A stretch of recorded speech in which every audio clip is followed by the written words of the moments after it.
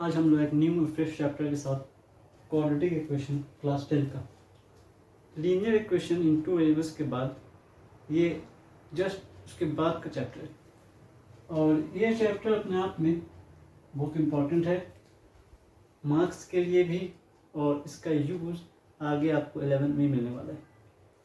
ये एक तरह का पॉलिनोमियल्स है जिसको हम लोग यहाँ पर देखेंगे। ये इंट्रोडक्शन क्लास है और इस इंट्रोडक्शन क्लास में सिर्फ हम लोग समझेंगे क्वाड्रेटिक इक्वेशन क्या है, कैसे इसको सॉल्व करने का मेथड है या क्या क्या इसका मेथड है, ये देखेंगे बस। क्वाड्रेटिक इक्वेशन पहचानना सीखेंगे। कोई भी इक्वेशन अगर दिया हुआ है वो क्वाड्रेटिक है कि नहीं है ये आइडेंटिफाई करना सीखेंगे। कैसे सॉल्व करेंगे इसको ये हम लोग नेक्स्ट क्लास में देखेंगे। क्वाड्रेटिक इक्वेशंस के लिए सबसे पहले आप समझिए पॉलिनोमियल्स के टर्म में एक इस तरह का पॉलिनोमियल मान लीजिए मेरे पास ऐसे लिखा हुआ है x + 1 = 0। इसको सॉल्व करेंगे तो x का वैल्यू क्या रहेगा -1। इजीली सॉल्व हो गया। वेरिएबल यहाँ पर कौन है x और यहाँ पे एक कांस्टेंट टर्म है 1। ये जो वेरिएबल है इस वेरिएबल पे मैक्सिमम पावर 1 है। वेरिएबल पे जो मैक्सिमम पावर है उसको हम डिग्री मान लें और डिग्री को रिप्रेजेंट कर रहे d से, उसका वैल्यू यहाँ पे बना है। दूसरे वे में समझते हैं। मान लीजिए मेरे पास लिखा हुआ है x² + 1 = 0। या मेरे पास लिखा हुआ इस तरीके से x² + 2x + 1 = 0। तो यहाँ पर एक चीज आप सोचिए कि जो वेरिएबल है उस पर मैक्सिमम पावर क्या दिख रहा है आपको। ये वेरिएबल है जिसमें मैक्सिमम पावर 2 है। यहाँ दो वेरिएबल है। इन दो वेरिएबल में मैक्सिमम पावर 2 है। इसका मतलब इन दोनों ही के लिए डिग्री का वैल्यू होगा 2। जिनका डिग्री 1 होता है उसको कहा जाता है लीनियर इक्वेशंस। और इसमें एक ही तरह का वेरिएबल है, सिर्फ x है या फिर सिर्फ y या फिर सिर्फ z या फिर only s + 3 = 0। Single kind of variable है। ये कहलाएगा linear equation in one variables. ऐसा क्वेश्चन 7th 8th में रहता है, बहुत इजी रहता है। ये हम लोग के लिए नहीं है। हम लोग इससे जस्ट पहले चैप्टर पढ़े linear equation in two variables means x + y, two kind of variable, two different kind of variables के साथ क्वाड्रेटिक इक्वेशन देखना है। तो इस क्वाड्रेटिक इक्वेशन में जिस पॉलिनोमियल्स का इस तरह के इक्वेशन का डिग्री 2 आ रहा है उनको हम लोग क्वाड्रेटिक इक्वेशन कहते हैं। और ऐसे ही इक्वेशंस के बारे में हम लोगों को स्टडी करना है। जो लीनियर इक्वेशन है इनका ग्राफ लीनियर बनता है, स्ट्रेट लाइन। इनका जो ग्राफ बनेगा वो स्ट्रेट लाइन बनेगा, लेकिन इसका जो ग्राफ बनेगा वो कर्विकल लाइंस, कर्व बनेगा। दोनों में ये difference. Next, linear equation one variables में अगर लीनियर इक्वेशन दिया हुआ है तो उसमें जो वेरिएबल है उसका सिर्फ एक ही वैल्यू मिलेगा। जैसे अगर इसको आप सॉल्व किए तो x का सिर्फ एक ही वैल्यू मिल रहा है -1, लेकिन अगर इसको सॉल्व करिएगा तो इससे आपको x का 2 वैल्यू मिलेगा। तो अगर 2 वैल्यू मिल रहा है तो 2 वैल्यू सेम भी हो सकता है, डिफरेंट भी हो सकता है। कैसे निकलता है वो अलग चीज़ है, हम लोग देखेंगे, अभी सीखेंगे। लेकिन हम बताना चाह रहे हैं जिनका डिग्री 1 है उसके लिए वेरिएबल का एक वैल्यू निकलेगा। जिनका डिग्री 2 होता है वो क्वाड्रेटिक इक्वेशन है जो हम लोग को पढ़ना है और इनका 2 वैल्यूज निकलेगा।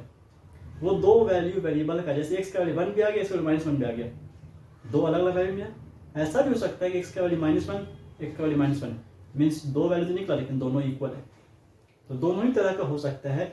आपको x का वैल्यू वेरिएबल का वैल्यू सेम भी हो सकता है, डिफरेंट हो सकता है, लेकिन 2 मिलेगा।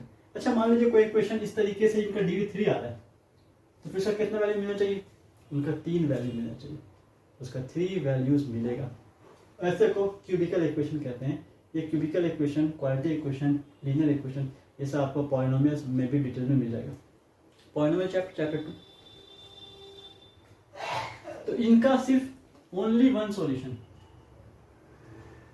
Only one value. ठीक है, इसका टू वैल्यूज, इस वैल्यूज को रूट्स भी कहते हैं, टू रूट्स, क्योंकि स्क्वायर है, स्क्वायर से अगर हम स्क्वायर को उधर भेजते हैं तो रूट बन जाता है, तो टू रूट्स भी निकलेगा, इसको रूट्स भी कहा था, दो वैल्यू। तो ये इसका मैटर। लीनियर इक्वेशन तो हम लोग पढ़ चुके हैं टू वेरिएबल्स के साथ, तो इसमें हम लोगों को इस तरह के टॉपिक से कोई मतलब नहीं है। हम लोगों को जो फोकस करना है वो पूरे के पूरे तरीके से क्वाड्रेटिक इक्वेशन पे। तो हम क्वाड्रेटिक इक्वेशन पे आते हैं और इस क्वाड्रेटिक इक्वेशन के डिस्कस करें। मेरे पास कुछ स्टैंडर्ड रिप्रेजेंटेशन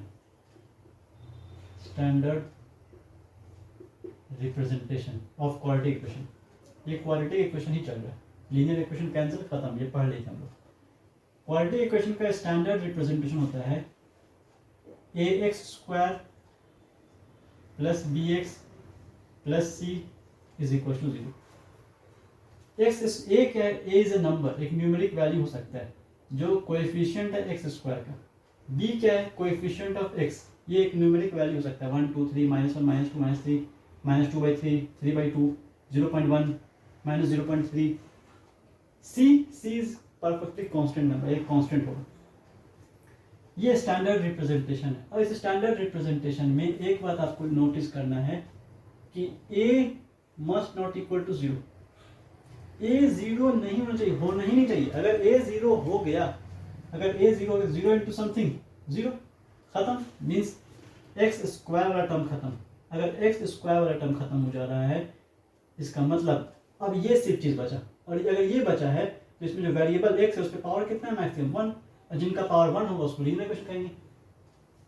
तो लीनियर इक्वेशन के बारे में स्टडी नहीं कर रहे हैं। स्टैंडर्ड रिप्रेजेंटेशन किसका है? ये क्वाड्रेटिक का।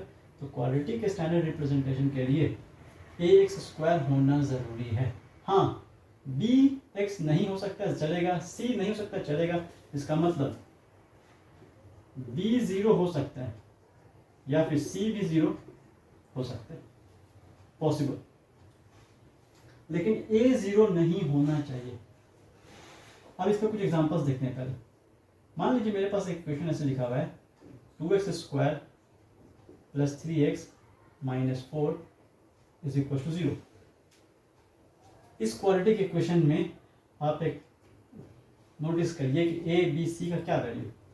इस क्वाड्रेटिक इक्वेशन के लिए फर्स्ट एग्जांपल लिखे हैं, इसके लिए a का वैल्यू हो गया 2, b का वैल्यू हो गया 3, इसको हम यहाँ नीचे लिखें, a का वैल्यू हो गया 2, b का वैल्यू हो गया 3 एंड c नहीं 4 नहीं ले सकते इसको हम लोग। c का value a b c with sign के साथ लेंगे, फ्रैक्शन में तो फ्रैक्शन के साथ लेंगे -4। अगर मान लीजिए यहाँ पे 2/3 रहता तो सिर्फ 2 नहीं लेते हैं, उसके साथ जो नंबर बाई में वो भी लेते हैं। इस तरीके से a b c आइडेंटिफाई कर सकते हैं। सेकेंड, ये क्वाड्रेटिक इक्वेशन है क्योंकि ये क्वाड्रेटिक इक्वेशन इस फॉर्मेट में परफेक्टली फिट हो रहा है। दूसरा example 2x square plus 8x is equal to 0। क्या ये क्वाड्रेटिक है? तो हाँ, ये क्वाड्रेटिक है। क्यों? इसमें c का वैल्यू 0 है। अगर a आप आइडेंटिफाई करिएगा तो a आपको मिलेगा 2 एंड b मिलेगा आपको 8 एंड c इज 0। तो c 0 हो सकता है। अगर c 0 है तो भी ये क्वाड्रेटिक पॉलिनोमियल है। नो लास्ट, ऐसा भी आपको हो सकता है कि लिखा हो मिले only x square plus 8, x square इस तरीके से x square minus 16 is equal to 0। ऐसा हो सकता है। ऐसे कंडीशन में a का वैल्यू कितना होगा? ऐसे कंडीशन में a का वैल्यू हो गया 1, b का वैल्यू हो गया, b तो है ही नहीं, b किस में कहता है? b x का कोएफिशिएंट, x वाला टर्म है ही नहीं, इसका मतलब b नहीं यहाँ पे, b का वैल्यू 0। c इज -16, b 0 है। हाँ, b 0 हो सकता है। a 0 इनमें से किसी में नहीं है। अगर a 0 हम ले लें, एक इक्वेशन लिख दें ऐसे 2x plus 5 is equal to 0, तो ये तो हो गया b, ये हो गया c, लेकिन a कहाँ है, ये तो 0 हो गया। अगर a 0 हो गया, क्वाड्रेटिक इक्वेशन नहीं है। इस इक्वेशन में वेरिएबल पावर 1 है, लीनियर इक्वेशन है, इसका ग्राफ स्ट्रेट लाइन बन जाएगा। और कभी भी क्वाड्रेटिक का ग्राफ स्ट्रेट लाइन नहीं बनेगा, कर्विकल लाइन्स बनेगा। वो कर्विकल लाइन्स ऐसे इस फॉर्म में होता है, इस फॉर्म में, या फिर ऐसे हो सकता है, वो कई फॉर्म हो सकता है। आगे आप डिटेल्स में क्लास 11 में पढ़िएगा, वहाँ पे आपको मिलेगा coordinate chapter, coordinate geometry series topic chapter मिलेगा, उसमें सब टॉपिक में आपको मिलेगा ये सब, स्ट्रेट लाइंस, क्वाड्रेटिक, ऐसा सब मिलेगा, सर्कल्स, एलिप्स, इस शेप, ये सब शेप में पढ़ना है वहाँ। अब ये तो क्वाड्रेटिक इक्वेशन हो गया। अगर मान लीजिए कोई इक्वेशन इस तरीके से दे दे, इस तरीके से x square plus 1 is equal to x plus 2 का होल स्क्वायर, क्या ये क्वाड्रेटिक है? Question, is it quadratic? तो ये क्वाड्रेटिक है कि नहीं है, इसके लिए आपको चेक करना पड़ेगा। चेक कैसे किया जाएगा? आपको अनसॉल्व चीज को सॉल्व करके इस फॉर्मेट में लाना है। अगर इस फॉर्मेट में परफेक्टली आ जाए, बैठ जा रहा है, समझ लीजिए क्वाड्रेटिक है, नहीं बैठ रहा है मीन्स क्वाड्रेटिक नहीं है। सबसे पहला ये तो सॉल्व नहीं होने वाला, ये तो सॉल्व चीज है। एक्स स्क्वायर प्लस 1 ऐसे ही छोड़ दें as it is equal to, ये ए प्लस बी का होल स्क्वायर है। ए प्लस बी का होल स्क्वायर क्या होगा? A square plus b square plus 2 into a into b. ये एक्स स्क्वायर स्क्वायर देखिए कैंसिल हो गया। इस एक्स स्क्वायर को मान इधर ले आते हैं तो माइनस एक्स स्क्वायर हो जाएगा। एक्स स्क्वायर प्लस अब minus x square plus x square minus square cancel. 1 को उधर ले जाइए, 1 को उधर ले जाइएगा, इधर क्या बचेगा? 0। 2 का स्क्वायर क्या हो गया? 4। 1 उधर गया तो -1, 4 - 1 3 आ गया। 2 into 2 into x 4x means 4x plus 3 is equal to 0। अगर 4x प्लस 3 इक्वल टू 0 है तो फिर एक चीज तो क्लियर है यहाँ पर, अगर ऐसा है तो फिर यहाँ पर a का वैल्यू 0 आ रहा है। अगर a का वैल्यू 0 आ रहा है इसका मतलब ये क्वाड्रेटिक नहीं है। एक्स स्क्वायर टर्म है ही नहीं, एक्स स्क्वायर वाला टर्म मैंडेटरी है, होना ही चाहिए। स्क्वायर वाला टर्म आपको होना ही चाहिए, अगर वो नहीं है मीन्स वो क्वाड्रेटिक नहीं है। दूसरा, अगर हम एक क्वाड्रेटिक इक्वेशन हमको दे दिया जाए, आइडेंटिफाई करना है तो उसको सॉल्व करना है, ये चीज़ सीखें। दूसरा, अगर क्वाड्रेटिक इक्वेशन है तो उन क्वाड्रेटिक इक्वेशंस को सॉल्व करके एक्स का वैल्यू भी निकालना है, ये भी पढ़ना है हम लोग को। तो methods of solving quadratic equation is our next topic. Methods of solving quadratic equation.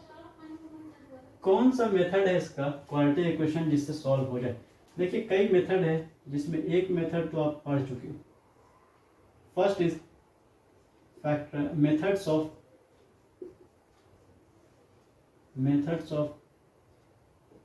Splitting middle term.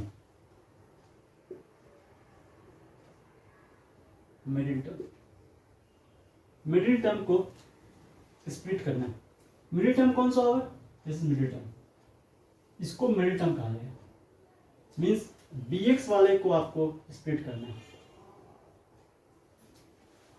ये वाले टर्म को bx या by हो सकता है या bz हो सकता है। और दूसरा इसका नाम है फैक्टराइजेशन। तो फैक्टराइजेशन क्वाड्रेटिक इक्वेशन का या क्यूबिक इक्वेशन का क्लास 9th में पढ़ चुके हैं, और ये चीज़ पॉलिनोमियल्स में भी पढ़ चुके हैं फैक्टराइजेशन। तो फैक्टराइजेशन इजी है, निकल जाएगा। कैसे अप्लाई करेंगे बस ये थोड़ा सा सीखेंगे। हाँ, इस फैक्टराइजेशन पर बहुत टफ क्वेश्चन भी है जो दिमाग खराब करेगा, आपका सोचने पर बहुत मजबूर करेगा। ऐसे क्वेश्चन को पेशेंस रख के बनाइए, और वही सब क्वेश्चन का मैक्सिमम पॉसिबिलिटी एग्जाम में आने का। नेक्स्ट है मेथड्स ऑफ